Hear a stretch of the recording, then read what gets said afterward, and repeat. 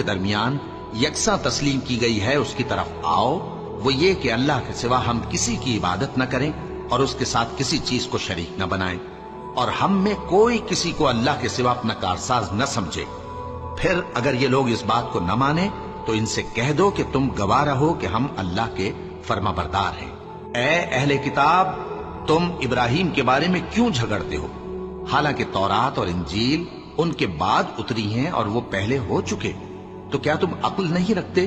देखो, ऐसी बात में तो तुमने झगड़ा किया ही था जिसका तुम्हें कुछ इल्म था भी, मगर ऐसी बात में क्यों झगड़ते हो जिसका तुमको कुछ भी इल्म नहीं? और अल्लाह जानता है और तुम नहीं जानते। इब्राहिम न तो यहूदी थे और न ईसाई, बल्कि सबसे बेताल्लुक होकर एक अल्लाह के हो रहे थे और उसी के फरमाबरदार थे और मुशरिकों में न थे। इब्राहिम से ज्यादा कुर्ब रखने वाले तो वो लोग हैं जो उनकी पैरवी करते रहे